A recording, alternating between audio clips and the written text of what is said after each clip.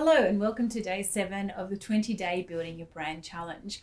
Today I'm going to talk to you about what a visual identity is and what elements sit under the visual identity. So coming up to day 7 now, you would have already reassessed your mood board and you would have already cemented down the who, what and the how, including the values of your brand on your brand's anatomy. Now, coming into the next few days, we're also going to be looking at putting together a brief to create a logo for your brand and also to help you understand what visual assets you actually need to create the brand. So let me help you define what a visual asset actually is.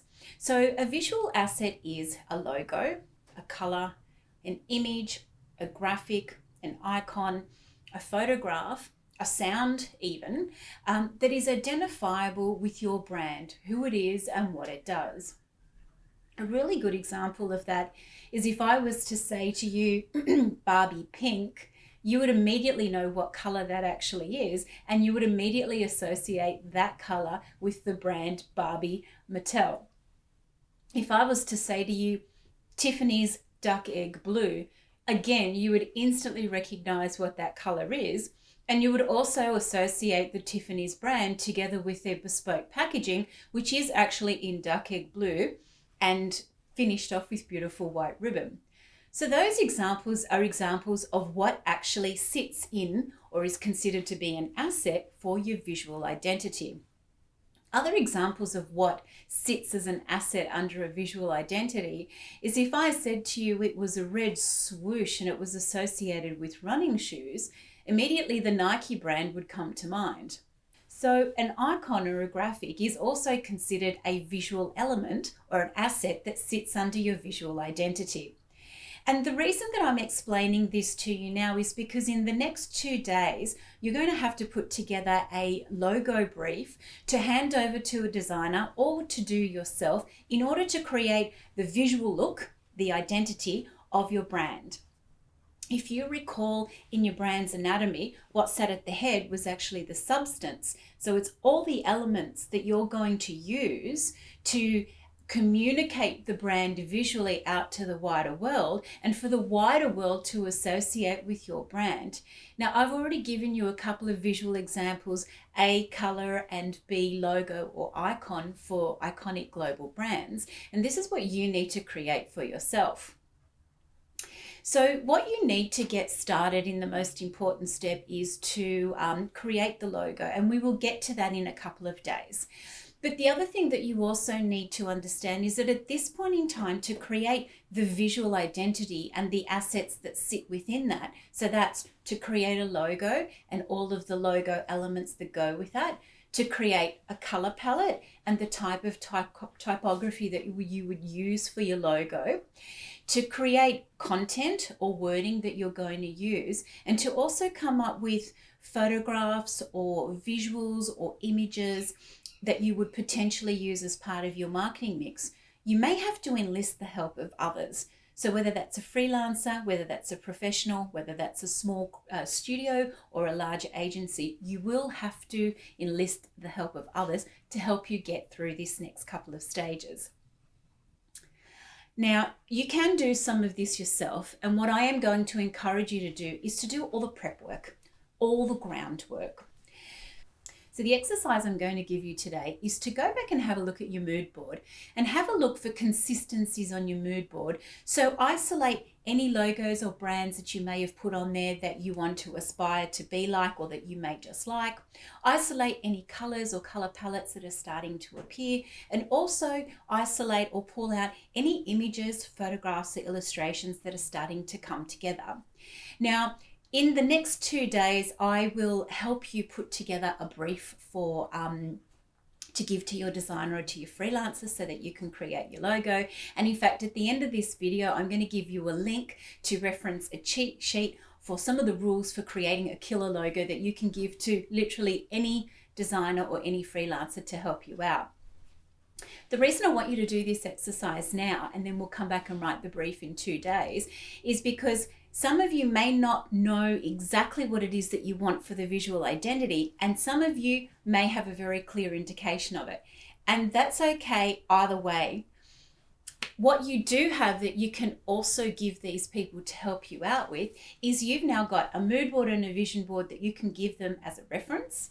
You also have a who, a what, and a how brand anatomy document that you can also give them as a reference too. But I also want to extend your thinking and your awareness a little bit further on what else is a visual identity and who would help you create that particular asset for your visual identity. So let's start with a logo. If you were creating a logo, for example, you could do that a number of ways. You could sketch it yourself and give it to a designer or a freelancer, whether they're local or offshore, to actually draw it up and put it together for you. Or you could commission that designer or freelancer to create that logo from scratch from your brief. Another way to create the logo, and it's not my favorite way, but it is a shortcut, is that you can also go to image libraries and you can go to logo stock libraries and you can pre-purchase a template, so something that literally has been created by someone else that's off the shelf, and you can personalize it by changing the color, moving some of the elements around and changing the typography that's used to create your logo for you. I would only recommend you do that if budget is a real concern or there is very, very, very lack of funds for you to be able to do that. When it comes to creating some of the other visual assets that you would need, we talk about content or copy. Simply put, copy or content is words that are written by a copywriter that you would use on your website, you would use it for digital ads, you would potentially use it for landing pages or for click-through funnels, and you could also use it for your social media content. Now, copy is one of those things that you either feel comfortable writing yourself or you need to engage a copywriter to do it. And again, the same principle applies with the copywriter, that you could give them something that you've already started to write and they can edit, finesse, or flesh out your words into something that's a little bit more discernible. Or you could give your copywriter a brief along with your mood board or your vision board and your who, what, and how brand anatomy document, and they can write it for you. Now, the next thing I'm going to mention to you is images, and yet again, the same principle applies. If funds are limited and you can find the images that you're looking for, you can subscribe to an image library or purchase images from a public image library that you can use under your brand as an asset. Now, that's a really clever and cost-effective way to go about it. However, given that it is a public image library, it doesn't stop someone else from purchasing the very same image that you've got. If your budget can afford it, in some cases, you may be able to commission a photographer to photograph the assets that you need. Whether you are the asset or you have a product or you have premises, you can get a photographer to photograph all of them.